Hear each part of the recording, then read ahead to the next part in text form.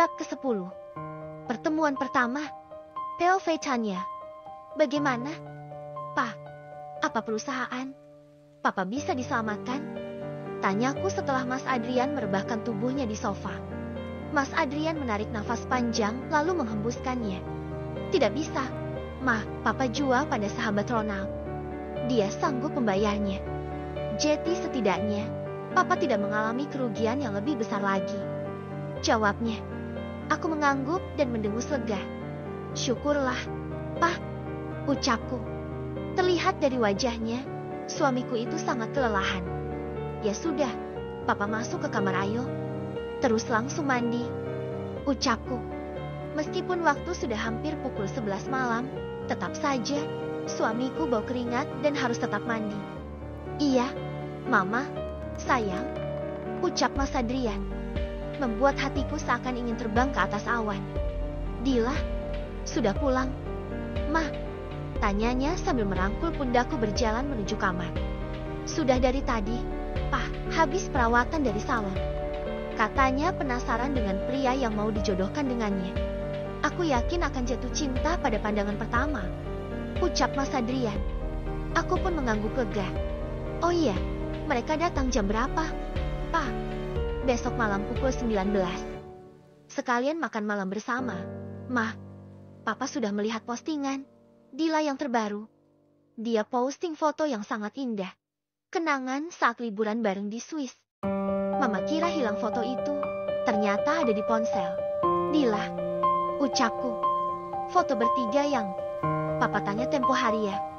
Iya, betul banget. Ya sudah, Papa mandi sana. Mama tunggu di tempat tidur. Mama jadi kangen masa dulu sama Papa. Masa-masa yang penuh ketegangan. Godaku.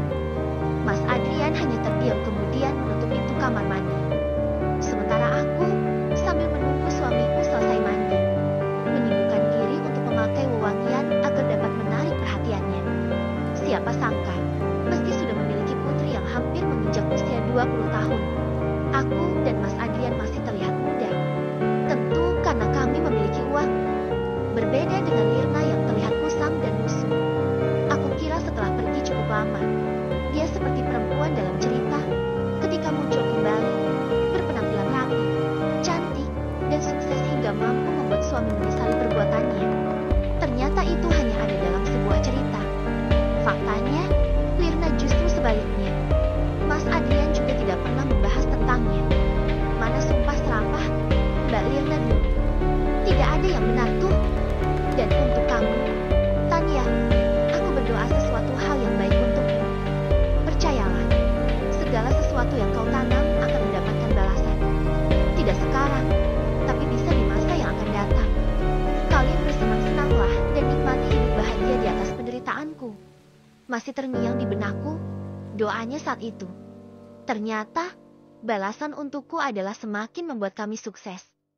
Tiba-tiba saja aku kembali mengingat kejadian 20 tahun yang lalu. Di mana Mas Adrian mengatakan, kalau dia mencintaiku dan lebih memilihku, pasti saat itu sangat menyakitkan bagi Mbak Lirna. Sudi sekali kalau aku harus mengalah pada Mbak Lirna. Memang dia siapa?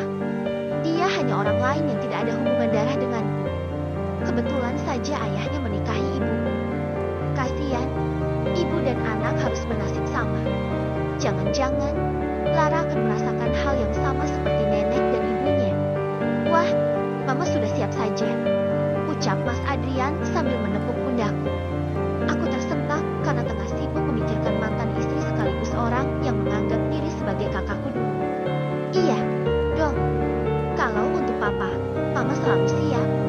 Balasku sambil menggandeng tangannya dan membawanya ke tempat tidur. Kumatikan lampu, lalu membuatnya larut ke dalam kegelapan.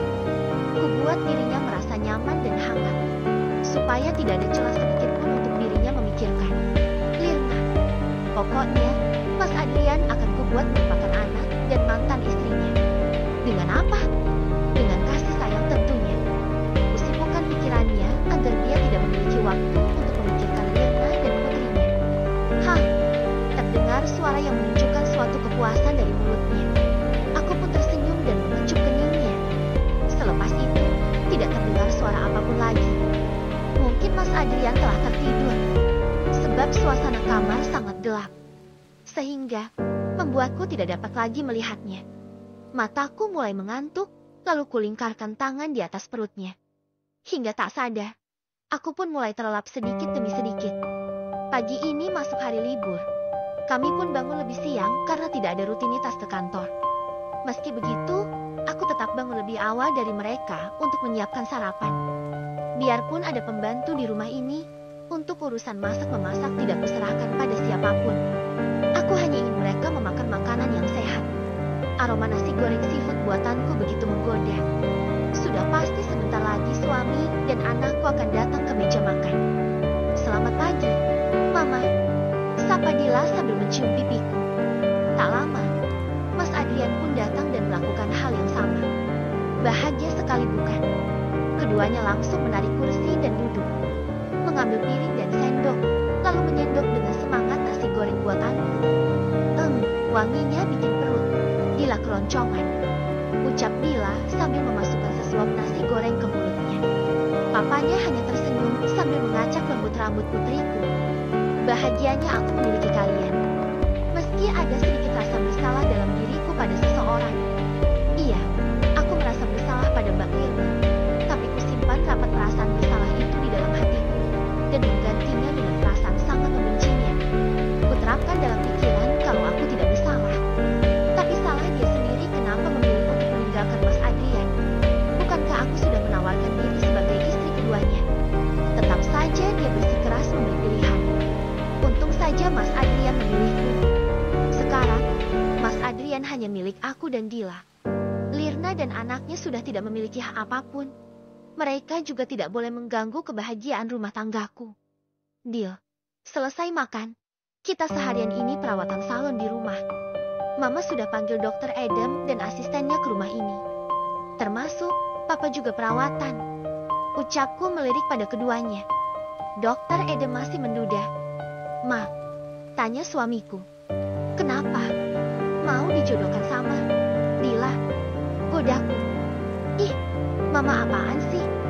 Masa aku sama orang yang pantasnya jadi papaku? Balas Dila. Dokter Adam tampan lo, sayang. Godaku lagi. Mas Adrian melirik ke arahku. Sepertinya dia cemburu. Ia ganteng bagi Mama. Kalau untuk aku, ya kayak omong. Sumutnya tak terima. Aku dan Mas Adrian hanya tertawa. Selesai sarapan kami malah asyik bergurau. Jarang-jarang terjadi, dan hanya terjadi jika hari weekend. Ma, panggil Dila. Ganteng siapa dokter Adam sama Papa? Tanyanya membuat mataku terbelalak. Ganteng, Papa dong. Jawabku semangat. Meskipun sebenarnya masih tampan dokter Adam.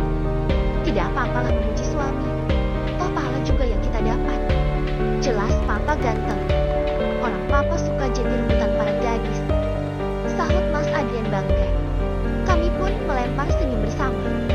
Sambil menunggu dokter Adam dan asistennya datang, kami pun memutuskan bersantai di ruang keluarga sambil menonton acara liburan di TV atau memutar acara tentang resep memasak.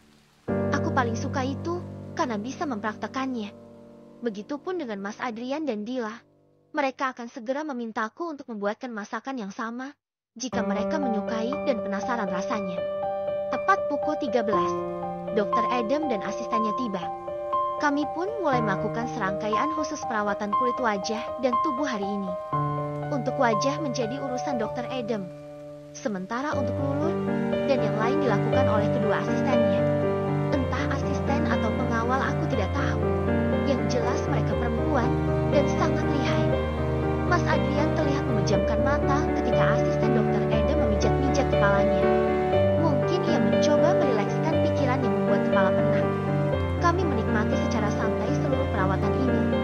Sebab untuk makanan yang akan disajikan kepada calon besan, aku telah memesannya di restoran berbintang yang terkenal memiliki masakan paling enak.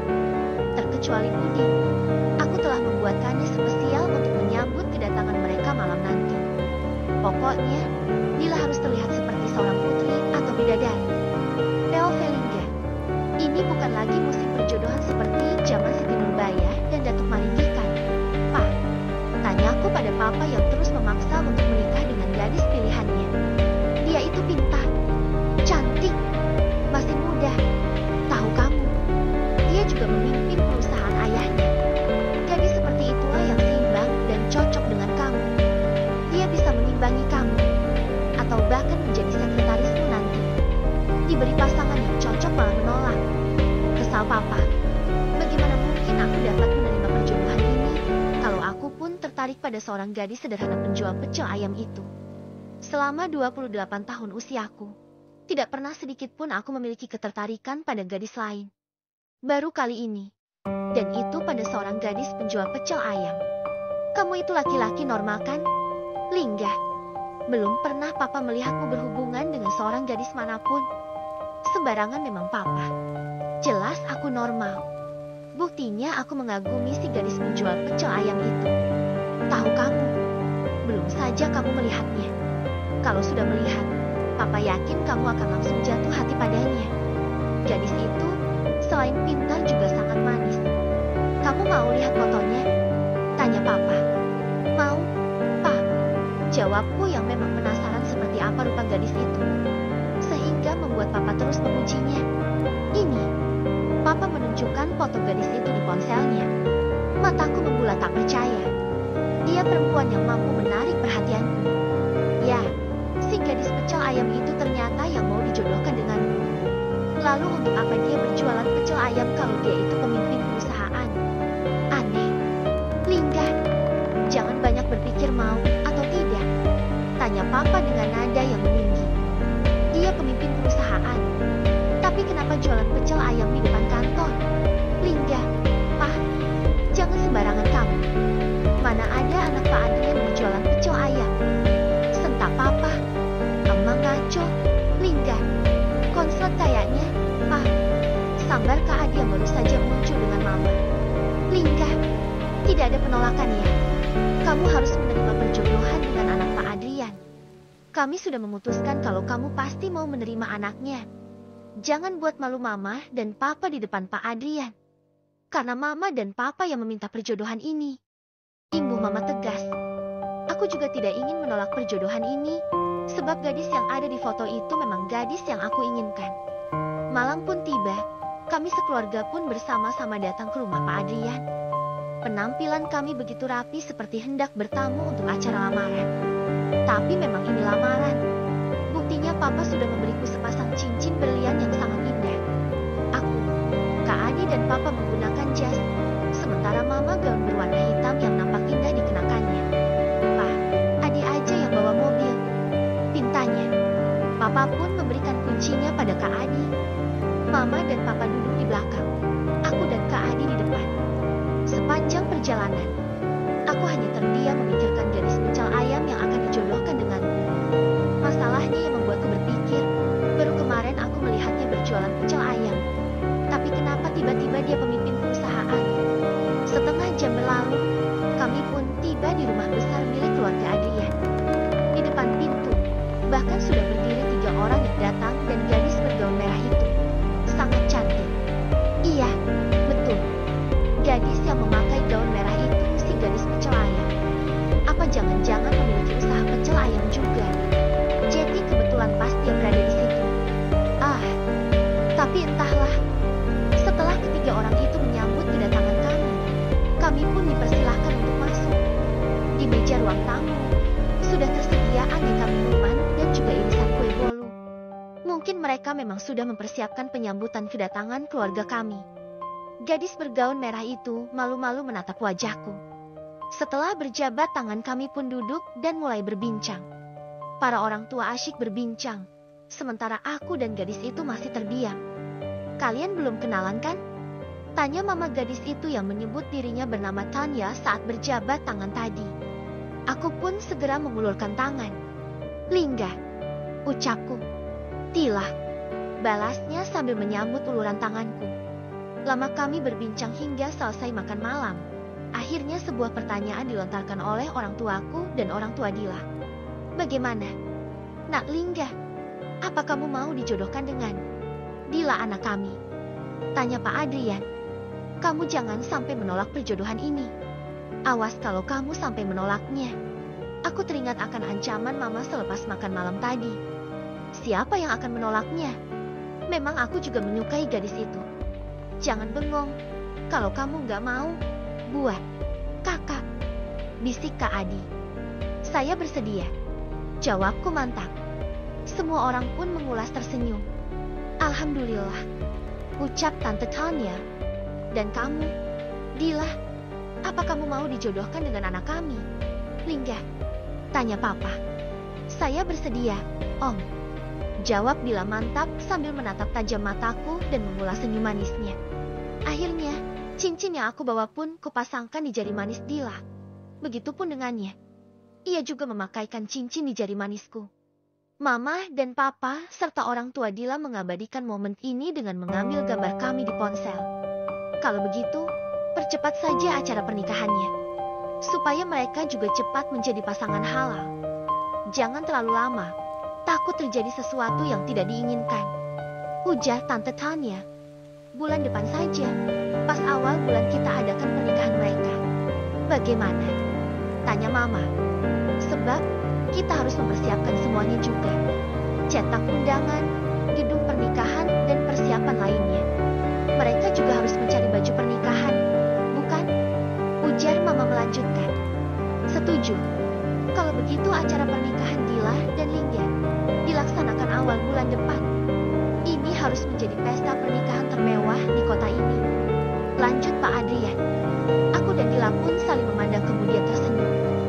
Gadis pecel ayam. Akhirnya kita akan bersatu. Itulah jodoh. Tidak ada yang tahu. Setelah tanggal pernikahan ditentukan, kami pun berpamitan untuk pulang. Tak sabar rasanya untuk segera hidup bersamanya. Lingga, panggil Papa saat kami sudah sampai di rumah. Ya, Pak. Jawabku. Persiapan pernikahan. Biar kami yang siapkan. Kamu tetap fokus temui klien sebulan ke depan. Karena perusahaanmu masih terbilang baru, dan ini sangat penting. Ujar Papa. Aku pun mengangguk kemudian berlalu ke kamar. Aku sendiri tipe pria yang malas mengurusi hal seperti itu. Biar saja mereka yang menyiapkan semuanya.